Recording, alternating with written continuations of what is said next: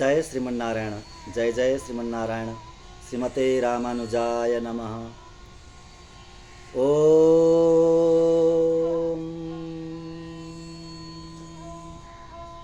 ओम अस्मद्गुरुभ्यो नमः। ओम अस्मत्परम गुरुभ्यो नमः। ओम अस्मत्सर्वगुरुभ्यो नमः। श्रीमते रामानुजाय नमः। श्रीशैलेशदयापात्रं धीभक्त्यादिगुणाढवं यतीन्द्रप्रबलं वन्दे रम्यजामातरं मुनिं। लक्ष्मीनाथसमारम्भां नाथयामुनमध्यमाम् अस्मदाचार्यपर्यन्तां वन्दे गुरुपरम्परां। यो नित्यमच्युतपदाम्बुजयुग्मरुक्माभ्यामोहतस्तदितराणि तृणाय मेने। अस्मद्गुरोर्भगवतोश्च दैकसिन्धोः रामानुजस्य चरणौ शरणं प्रपद्ये। माता पिता युवतयस्तनया विभूतिः सर्वं यदेव नियमेन मदन्वयानाम्। आद्यस्य न कुलपतिर्वकुलाद्ग्रामं श्रीमत्त्वदङ्घ्रियुगलं प्रणमामि मूर्ध्ना। भूतं सरश्च महदाभयभट्टनाथ श्रीभक्तिसारकुलशेखर योगिवाहान्। भक्ताङ्घ्रिरेणुपरकालतीन्द्रमिश्रान् श्रीमत्पराङ्कुशमुनिं प्रणतोऽस्मि नित्यम्। काश्यपान्मयसञ्जातं नारायणपदाश्रितं श्रीमन्नारायणं वन्दे यतीश्वरश्रियाजुषं। वेदान्तद्वयतत्त्वज्ञं मन्त्रमन्त्रार्थदं गुरुं श्रीमन्नारायणाचार्य रामानुजयतिं भजे। आपदामपहर्तारं दातारं सर्वसम्पदां लोकाभिरामं श्रीरामं भूयो भूयो नमाम्यहं। भूयो भूयो नमाम्यहम्। ओम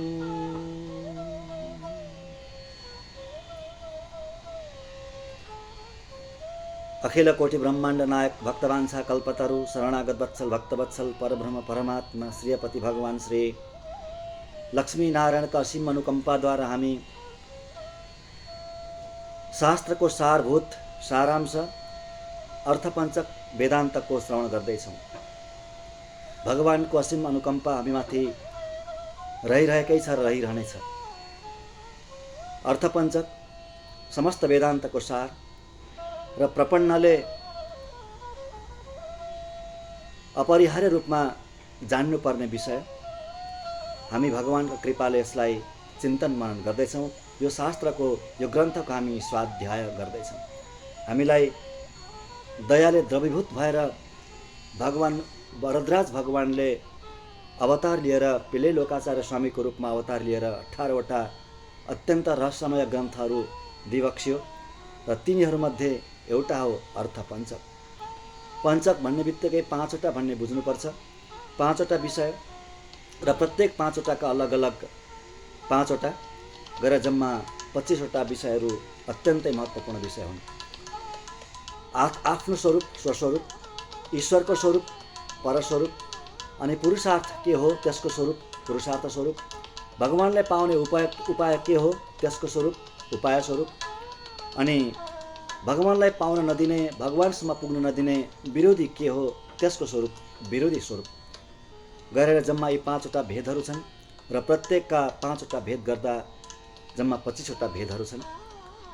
विलक्षण यी भेदहरू बताइबक्स्यो पिलै लोकाचार्य स्वामीजीले रहस्यको रूपमा रहस्य ग्रन्थको रूपमा। आत्माका 5 वटा स्वरूप र ईश्वरका 5 वटा स्वरूपलाई हामीले मनन गरिसकेर अब हामी अर्को नयाँ प्रकरण तेस्रो स्वरूपमा हामी प्रवेश गर्दैछौँ। तेस्रो भेदमा पुरुषार्थ स्वरूपमा पुरुषार्थ स्वरूप। पुरुषले आर्जन गर्नुपर्ने विषयलाई पुरुषार्थ भनिन्छ। पुरुष भनेको जीवात्माको नाम हो। जीवात्माको नाम पुरुष हो। त्यो पुरुषले आर्जन गर्नुपर्ने कमाउनु पर्ने विषयलाई पुरुषार्थ भनिन्छ। पहिले नै बताइसक्नु भएको छ पिलै लोकाचार्य स्वामीजीले पुरुषेण अर्थनीय पुरुषार्थ। पुरुषेण अर्थनीय पुरुषार्थ।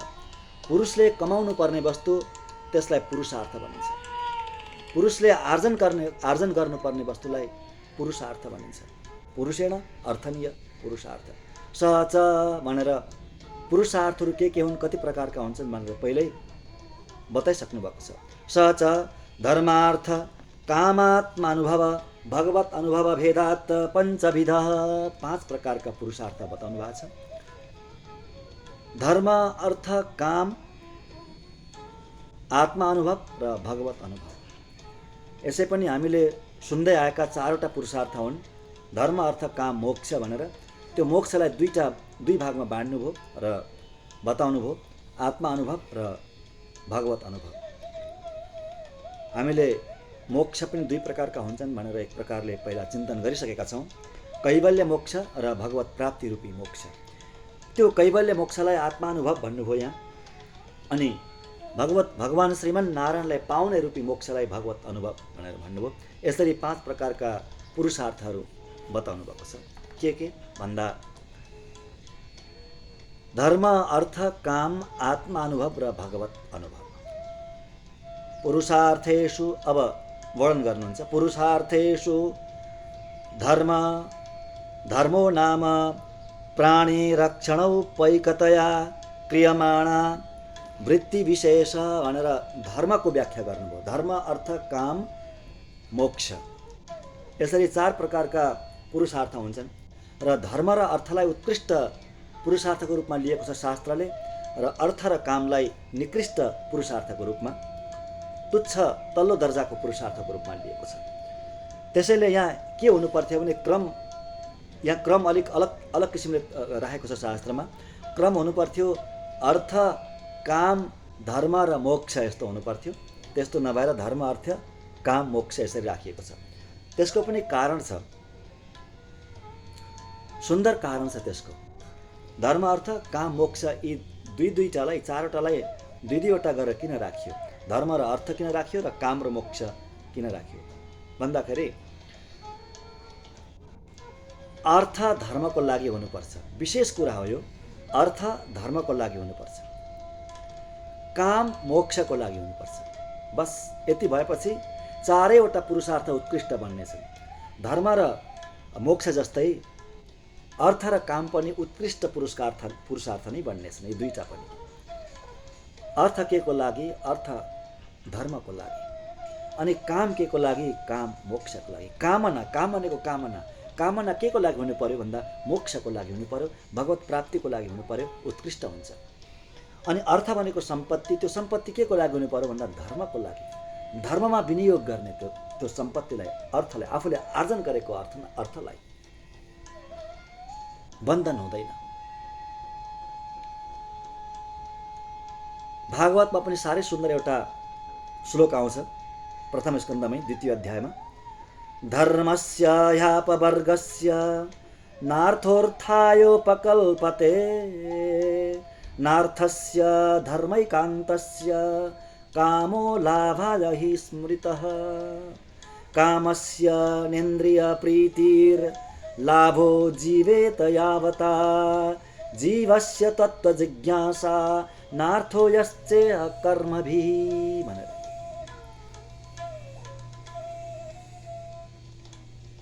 अर्थ धर्मको लागि, काम मोक्षको लागि। काम भनेको कामना, आसक्ति। त्यो आसक्ति केमा हुनु पर्यो? आसक्ति मोक्षमा हुनु पर्यो, अपवर्गमा, मोक्षमा। त्यो काम उत्कृष्ट बन्नेछ। सम्पत्ति, अर्थ के को लागि हुनु पर्यो? धर्ममा, धर्मको रक्षा गर्नको लागि, धर्मलाई जोगाउनको लागि, प्राणीको रक्षाको लागि, आदि आदि, यज्ञको लागि, तपको लागि, परोपकारको लागि हुनु पर्यो त्यो अर्थ। उत्कृष्ट हुन्छ त्यो अर्थ पनि, बन्धन हुँदैन। अब यहाँ 5वटा पुरुषार्थहरू मध्येमा सबभन्दा पहिला बताउनुहुन्छ धर्मो नाम। धर्म कस्तो पुरुषार्थ हो त? धर्मो नाम प्राणी रक्षणोपैकतया क्रियमाणा वृत्ति विशेष। त्यो वृत्ति भनेको कार्य, क्रिया, चेष्टा। त्यो क्रिया, त्यो चेष्टा जसले के गरोस् भन्दा जुन धर्मले यस्तो चेष्टा गरियोस्, जुन चेष्टाबाट धर्म बनोस्, यस्तो वृत्ति होस् जुन वृत्तिबाट धर्म होस्, र त्यो धर्मले के गरोस् भन्दा प्राणी रक्षणोपैकतया, जुन धर्मले प्राणीको रक्षा हुन्छ त्यो नै वास्तविक धर्म हो। प्राणीको हित हुन्छ, प्राणीको उद्धार हुन्छ, त्यो नै धर्म हो। अन्तत गत्वा धर्म भनेको भगवान हुनुहुन्छ। धर्म भनेको श्रीमन्नारायणकै नाम हो। धर्म भगवान श्रीमन्नारायणलाई कमाउनु नै के हो? धर्म। धर्म अर्थ काम मोक्ष अन्तिममा गएर ईश्वरमा टुङ्गिन्छ। प्रत्येक चिजको लक्ष्य, प्रत्येक चिजको विषय भगवान श्रीमन्नारायण नै हुनुपर्छ। वास्तविक रूपमा, वास्तविक अर्थमा प्राणीको रक्षाको लागि गरिने वृत्ति विशेषलाई धर्म भनिन्छ।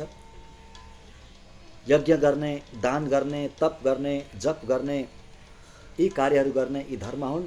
यसको लक्ष्य के होस् भन्दा यसको लक्ष्य होस्, उद्देश्य होस् प्राणीको रक्षा। यज्ञद्वारा प्राणीको रक्षा होस्। यज्ञ गर्नुपर्छ। यज्ञ अनिवार्य गर्नुपर्छ। प्रत्येक मनुष्यले गर्नुपर्छ यज्ञ। यज्ञले के हुन्छ?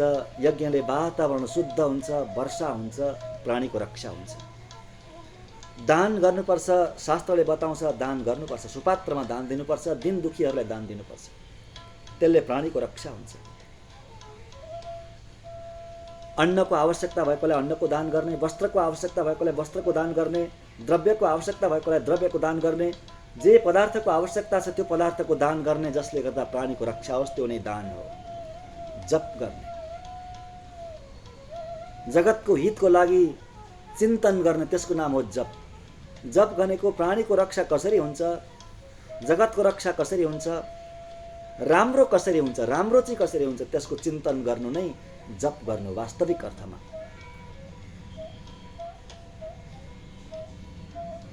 तप, तपस्या गर्ने। तपस्या भनेको के हो?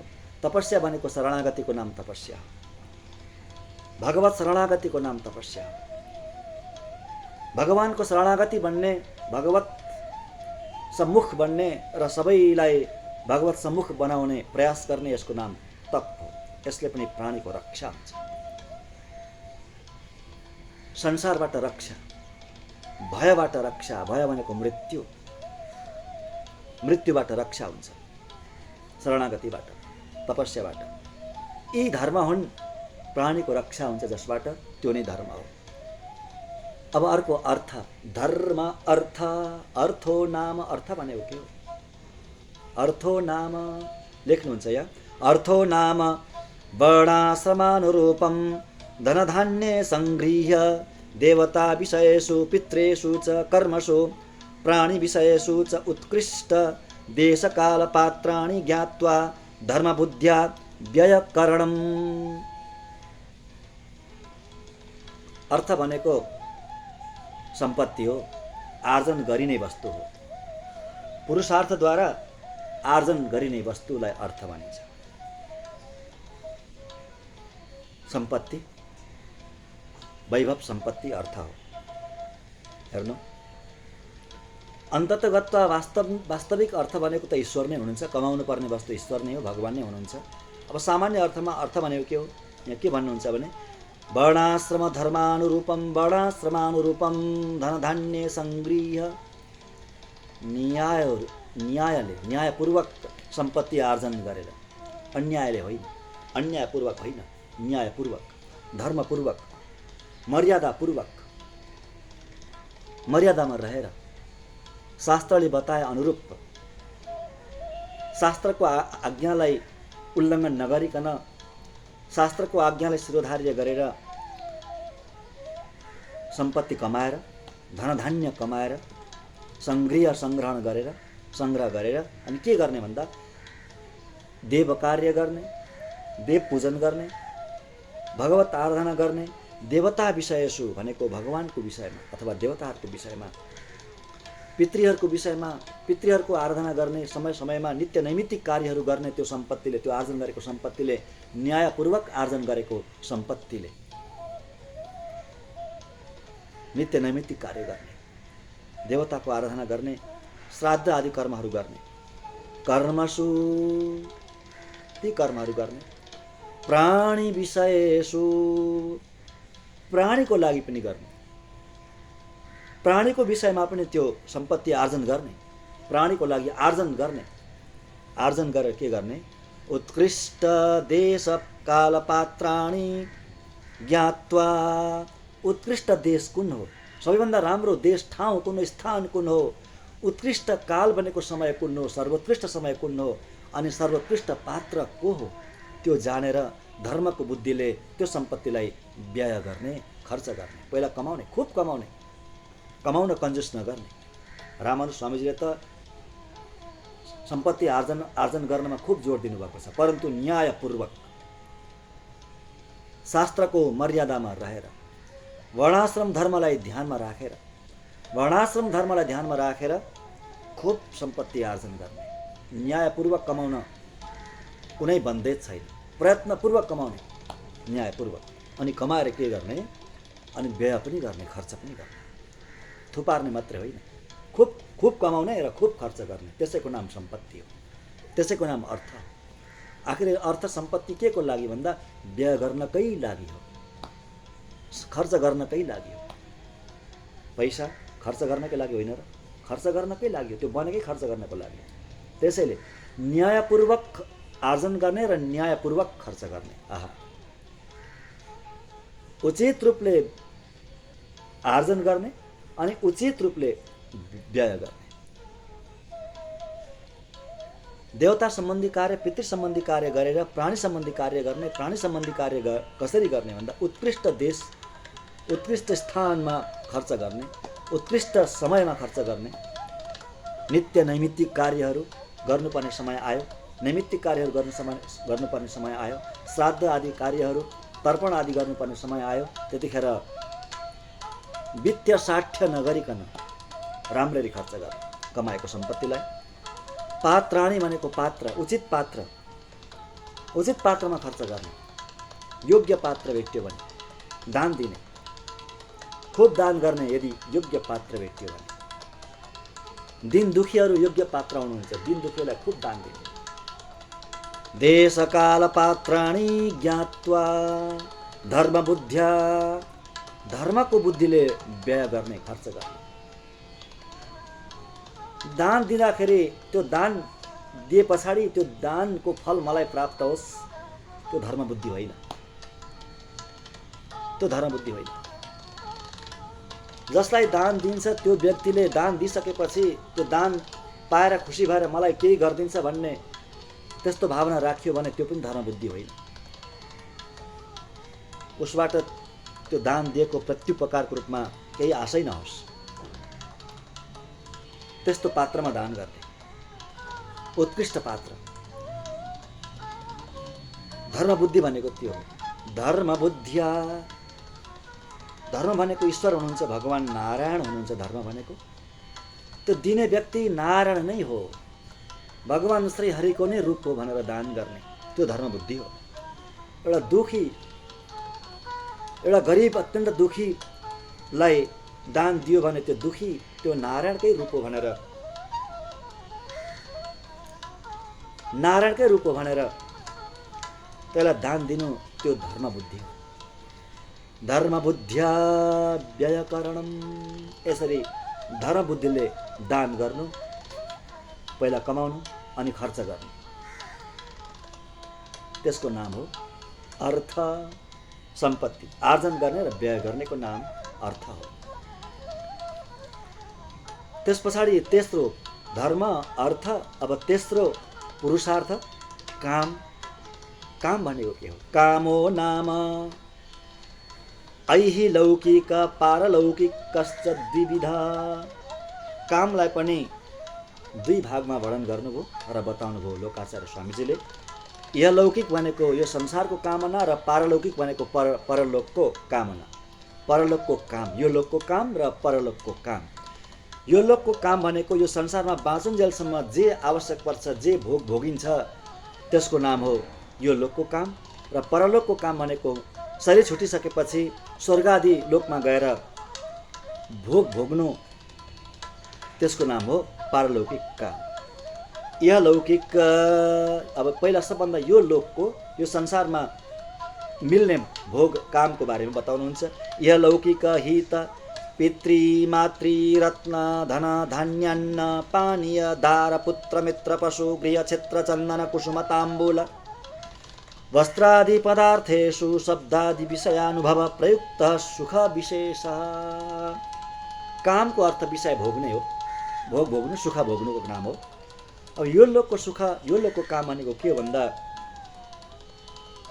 पिता माता सम्बन्धी सुख, पिता माताबाट प्राप्त हुने सुख, अनि रत्न धन सम्पत्तिबाट प्राप्त हुने सुख, धनधान्यबाट प्राप्त हुने सुख, पानी जल आदिबाट प्राप्त हुने सुख, दार भनेको पत्नीबाट पतिबाट प्राप्त हुने सुख, पुत्र सन्तानबाट प्राप्त हुने सुख, मित्र आदिबाट प्राप्त हुने सुख, गृह क्षेत्र सम्पत्ति आदिबाट प्राप्त हुने सुख, त्यति मात्रै होइन। चन्दन कुसुम पुष्प जो लगाइन्छ शरीरमा, उपभोग गरिन्छ, चन्दन लगाइन्छ, उबटन लगाइन्छ, स्प्रे आदि लगाइन्छ, त्यो सबै कामना त हो नि, भोग त हो नि। ताम्बुल पान खानु त्यो स्वादको लागि हो।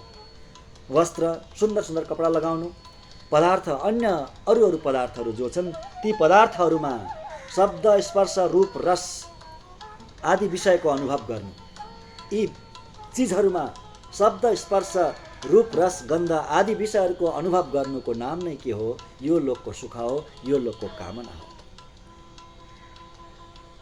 माता पिता दाजुभाइ पति पत्नी मित्र आदिबाट पनि सुख प्राप्त हुन्छ, अनि यी पदार्थहरूबाट पनि सुख प्राप्त हुन्छ यो संसारमा। त्यसैको नाम इहलौकिक सुख हो, यो लोकमा मिल्ने सुख हो। सुख विशेष हो, काम। पारलौकिक सुख दोस्रो प्रकारको सुख के हो भन्दा एतत् पारलौकिक भनेको परलोकमा मिल्ने सुख, परलोकमा मिल्ने काम कामना। पारलौकिको नाम एतत् विलक्षणेषु तेजरूपेषु स्वर्गादिलोकेषु गत्वा क्षुत्पिपासा शोकमोह जरा मरणादिकं विनार्जित पुण्यानुरूपममृतपानं कृत्वा सरोभिः सह शब्दादि विषयानुभव करणम्। यो पारलौकिक सुख, पारलौकिक काम। एतत् विलक्षणेषु, एतत् भनेको यो भन्दा, यो संसार भन्दा जहाँ हामी छौँ अहिले, यो पृथ्वी भन्दा विलक्षण, धेरै उत्कृष्ट, धेरै श्रेष्ठ त्यस्तो लोक, माथि माथिका लोक, परका लोक, पृथ्वी भन्दा परका लोक, जहाँ सुख भोग्न गइन्छ। यहाँ पुण्य कमाएर शरीर छुटिसकेपछि सूक्ष्म शरीर साथमा लिएर त्यो आत्मा सुख भोग्न स्वर्गतिर जान्छ, र जति पुण्य गरेको छ त्यो पुण्य रहन्जेलसम्म त्यहाँ सुख भोग्छ। त्यसैको नाम हो पारलौकिक सुख। बताउनुहुन्छ एतत् विलक्षणेषु तेजो स्वरूपेषु तेजरूपेषु, तेज त्यो लोक, क्या यो भन्दा विलक्षण लोक, तेजिलो लोक, तेजले युक्त लोक, पृथ्वी भन्दा तेजले युक्त लोक, कान्तिले युक्त लोक। कहाँ भन्दा स्वर्ग आदि लोकेषु, स्वर्ग आदि भनेको छ स्वर्गभन्दा अझै माथि माथिका लोकहरू। जति पुण्य गरेको छ त्यति माथि माथिका लोकमा गइने हो, त्यति धेरै सुख प्राप्त हुने हो। स्वर्ग आदि लोकेषु, त्यस्तो स्वर्गलोकहरूमा गत्वा गएर, शरीर छुटिसके पछाडि त्यस्तो लोकमा गएर त्यहाँ भोग भोग्ने, सुख भोग्ने। त्यहाँ के छ, कस्तो छ, कस्तो सुख छ त्यहाँ भन्दा छुत पिपासा शोकमोह जरा मरणादि बिना, त्यहाँ भोग छैन, प्यास छैन, शोक पनि छैन, मोह पनि छैन, जरा भनेको बुढापा त्यहाँ छैन, बुढो हुनु पर्दैन, मरण पनि छैन। यद्यपि त्यहाँ मरण छ, यहाँ जस्तो मर्नु पर्दैन, त्यहाँबाट झर्नुपर्छ। भोग सिद्धेपछि त्यहाँ बस्न पाइँदैन, एक क्षण पनि बस्न पाइँदैन। त्यसैको नाम मरण हो, त्यहाँको मरण, सधैँभरि बस्न पाइँदैन। भगवानको लोक वैकुण्ठ जस्तो, मोक्षानन्द जस्तो, ब्रह्मानन्द जस्तो आनन्द त्यहाँ हुँदैन। यहाँभन्दा धेरै सुख हुन्छ यहाँको पुण्यको प्रभावले, परन्तु मोक्षानन्द त्यो होइन। त्यहाँ पनि मर्नुपर्छ, त्यहाँबाट झर्नुपर्छ। बुझ्नुभयो? यहाँ जस्तो भोक लाग्दैन, यहाँ जस्तो प्यास तिर्खा लाग्दैन, यहाँ संसार जस्तो त्यस्तो शोक पनि हुँदैन, यहाँ जस्तो मोह हुँदैन, बुढो पनि हुनु पर्दैन, समय चाहिँ सकिन्छ परन्तु मर्नु पर्दैन, त्यहाँ बस्न पाइँदैन, भलाइ मर्नु चाहिँ पर्दैन। बिना यति चिज बिना के गर्न पाइन्छ त? यति यति यति यी चिज नभएर, यी चिज बिना, यी दुःख बिना के गरेर बस्न पाइन्छ त्यहाँभन्दा? आर्जित पुण्यानुरूप, जति जस्तो पुण्य आर्जन गरेको छ त्यो अनुरूप, जति पुण्य आर्जन गरेको छ त्यति मात्रै पाइन्छ त्यहाँ। त्योभन्दा एक रत्ती बढी पाइँदैन र एक रत्ती बढी समयसम्म पनि पाइँदैन। जति पुण्य गरेको छ त्यति मात्र। अर्जित पुण्यानुरूप, त्यो रूप अनुसार पिउनु चाहिँ पर्छ त्यहाँ। प्यास लाग्दैन भनेको छ, पिउनु चाहिँ पर्छ। के पिउन पाइन्छ त्यहाँ भन्दा? अमृत पानम कृत्वा, अमृत पान गरेर बस्ने। स्वर्गमा अमृत हुन्छ, अमृत पान गरेर बस्छन् त्यहाँका देवताहरूले। अमृत पानम कृत्वा, अमृत पान गरेर बस्ने। अनि फेरि के गर्ने भन्दा? अप्सरोभिः, अप्सरासँग, त्यहाँका अप्सराहरूसँग शब्दादि विषयानुभव करणम, शब्द स्पर्श रूप रस गन्धको अनुभव गर्ने। शब्दादि विषयको अनुभव गरेर बस्ने त्यहाँ भनेपछि खासै फरक भएन। यहाँ पृथ्वीमा र त्यहाँ, पृथ्वी र त्यहाँ कुनै खासै फरक परेन। यहाँ पनि शब्दादि विषयको भोग गर्ने हो, अनुभव गर्ने हो, र त्यहाँ पनि शब्दादि विषयको अनुभव नै गर्ने हो। अलिकति श्रेष्ठ हुन्छ त्यहाँ, अलि सुख बढी हुन्छ, त्यति मात्रै हो, नभए कुनै फरक छैन। अप्सराहरूसँग अमृत पान गरेर शब्द रूप रस गन्ध, शब्द स्पर्श रूप रस गन्ध आदि विषयहरूको अनुभव गरेर त्यहाँ बस्नुको नाम के हो? पारलौकिक सुख हो, पारलौकिक काम हो। यसरी काम दुई प्रकारका हुन्छन्, काम पुरुषार्थ, कामरूपी पुरुषार्थ, चौथो पुरुषार्थ। यहाँ तेस्रो, चौथो होइन, तेस्रो पुरुषार्थ काम। धर्म अर्थ काम दुई प्रकारका हुन्छन्। एउटा यो लोकको काम र अर्को पारलौकिक काम, स्वर्गमा गएर मिल्ने काम। यी तीनटा पुरुषार्थ। शास्त्रमा बताएको चौथो पुरुषार्थको नाम हो मोक्ष। त्यसलाई लोकाचार्य स्वामीजीले दुई भाग गरेर अलग अलग हेर्नुभयो र वर्णन गर्नुभयो। एउटाको नाम आत्मानुभव र अर्कोको नाम भगवत अनुभव। आत्मानुभवको नाम कैवल्य मोक्ष हो। केवल आत्मामा मात्रै स्थित हुने, भगवान मिल्नुहुन्न, भगवान श्रीहरि, भगवान श्रीमन्नारायण मिल्नुहुन्न, भगवत प्राप्ति हुँदैन, परन्तु संसारको दुःख छुट्छ, मोक्ष प्राप्त हुन्छ। केवल आफ्नो आत्मामा मात्रै स्थित हुन्छ त्यो स्थिति कैवल्य स्थिति, त्यसको नाम हो केवल।